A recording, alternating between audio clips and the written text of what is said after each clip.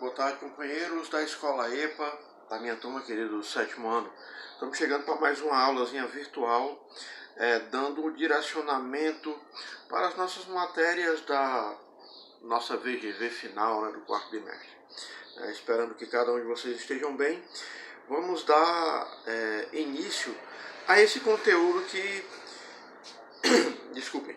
Esse conteúdo que ele é simples, se nós usarmos um pouquinho da nossa lógica, né, daquilo que a gente já aprendeu, principalmente sobre o conteúdo de verbo, que foi o conteúdo do terceiro bimestre, né? O grande problema desse conteúdo que nós vamos adentrar agora é que nós temos a tendência de falar e tentar escrever como muitas vezes nós falamos. E como a fala é algo assim um pouco, digamos assim, meio preguiçoso, né? Porque a gente costuma dizer assim, né? Nós falamos como nós quer, se vocês quiserem que vocês entendem, né? E o pior é que a pessoa que está escutando tudo isso entende o que a gente está falando. Mas na hora de escrever, se essa expressão ela for para o papel, está errado. Então o conteúdo que nós vamos direcionar para a nossa aula de hoje é concordância verbal. O que seria essa concordância verbal? É a relação estabelecida entre o verbo e o sujeito. Que relação é essa, professor? Se o sujeito está no singular, o verbo tem que estar no singular. Se o sujeito está no plural, o verbo tem que estar no plural. Porque se isso não acontecer, por mais que você entenda aquilo que a pessoa quis expressar, falando ou escrevendo, gramaticalmente vai estar errado. Então, o que é que a gente tenta fazer quando a gente vai se comunicar? Tenta fazer com que a outra pessoa entenda. Se ela entender, está bom. Mas para a gramática não é assim. Não basta só entender. Tem que estar certo. Então, vamos para as nossas regrinhas de concordância verbal. Primeiro, concordância verbal. Maria vai às compras. As compras, né? O as acraseado, porque é uma junção de um artigo com uma preposição, né? Então, mas, vamos lá. Quem é o sujeito da oração? Maria. Quem é o verbo? Vai. Então, a relação estabelecida entre esses dois termos. Maria, sujeito no singular, vai, verbo no singular. Professor, como é que a gente pode entender isso melhor? Até usando as conjugações verbais. Troca o sujeito por um pronome pessoal. Se Maria pudesse ser substituída por um pronome pessoal, seria quem? Ela. Ela, aí a conjugação verbal, ela vai às compras. Então pronto. Concordância realizada com sucesso. A gente começa a brincar com isso aí. Se fosse mais gente comprando, então seria eu e Maria. Já tem dois elementos. Então, eu e Maria, como vai ficar o verbo aqui? Aí vocês dizem. Vamos às compras. Vamos por quê, professor? Temos dois sujeitos. Entre esses dois sujeitos, eu estou incluído. Então, se nós formos trocar agora por um pronome pessoal, seria nós. Nós vamos às compras. Mudou o sujeito, mudou o verbo. Essa é a relação da concordância verbal. O verbo concordar com o sujeito. Deu para entender isso aí? Continuando. Relação entre o verbo e o sujeito. Já iniciamos aqui na explicação anterior. Pedro e João falam muito. Lá, primeiro sujeito, segundo sujeito. O que dá, acho que a aula passada, no mês passado, relação entre sujeito, né, que nós estudamos, sujeito composto. Sujeito composto, verbo no plural. Pedro e João falam muito. Então, vamos trocar isso por um pronome pessoal.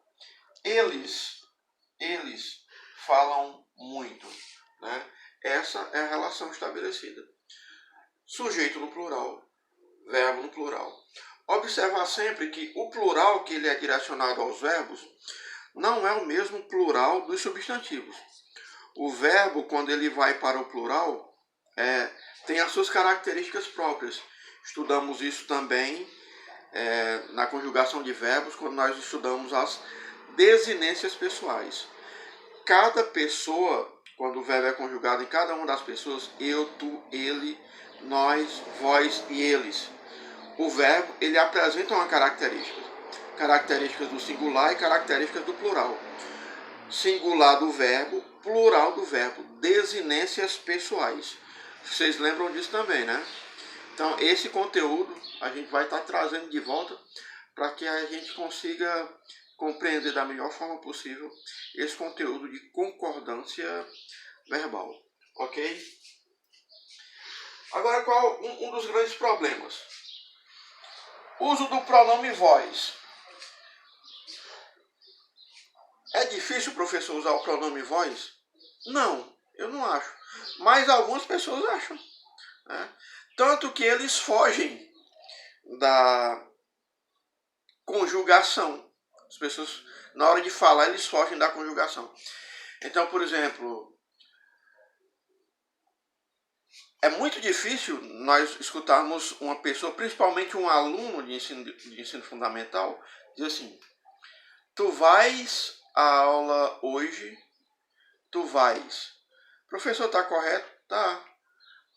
Mas o aluno não fala assim. O que é que o aluno? Você vai. Você vai para a aula hoje? Por que ele usa você? Porque e o você não é um pronome pessoal. Ele é um pronome de tratamento. Por que ele foge dessa conjugação? Porque ele acha difícil. E usa pouco. Quando usa pouco, o conhecimento ele não se fixa na nossa cabeça, né? A gente não usa, o conhecimento some. Isso é natural. Pior ainda quando a gente vai usar o vós. Por quê? Porque o vós é o plural de tu. A gente não usa nem tu. Como é que vai usar o vós, né? Que é um pouquinho mais difícil. Então, como era que a gente ia ter que, gramaticalmente correto, como era que a gente ia ter que usar isso, né? Tu, eu falando, né? Tu e Ana comprais a casa da esquina. Então, se eu digo tu e mais alguém,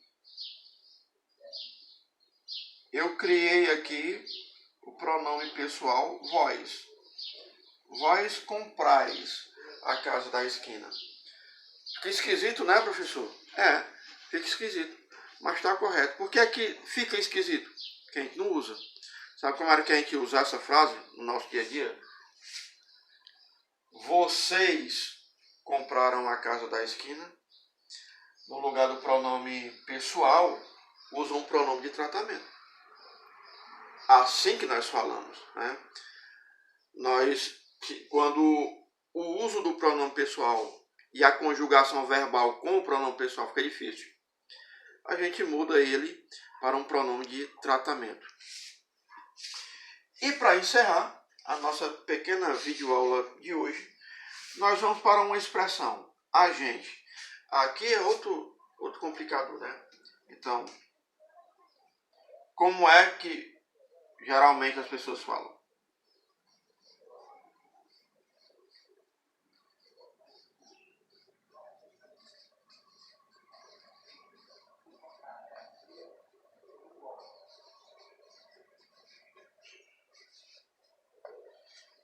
Pode até ter gente que diz aí na hora de assistir assim, não, mas eu não falo assim não. Mas tem gente que fala. E é muito comum. É muito comum. Mais comum do que as pessoas pensam, né? Então vamos lá. A gente vamos à praia.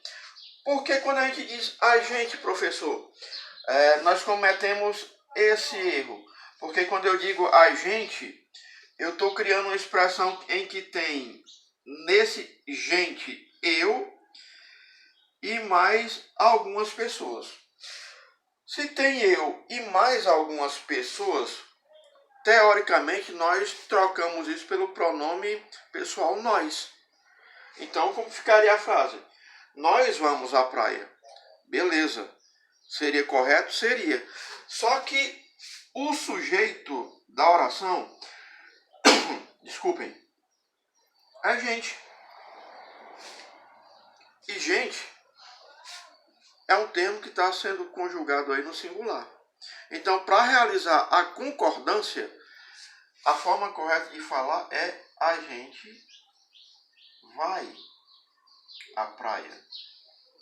E não a gente vamos, né? São essas pequenas nuances, né? Esses pequenos detalhes que faz com que a gente acabe errando a expressão, perdendo uma questão na prova, uma questão no concurso, uma questão no Enem, no vestibular, enfim. Então, na hora de observar o ato da concordância verbal, observar os dois detalhes. Quem é o sujeito? Como é que eu posso modificar esse sujeito para um pronome pessoal? Então, tudo isso vai facilitar na hora de nós encontrarmos a concordância correta para o nosso verbo. Espero que vocês tenham entendido. Até a próxima aula. Qualquer coisa, o pai tá on. Vai lá.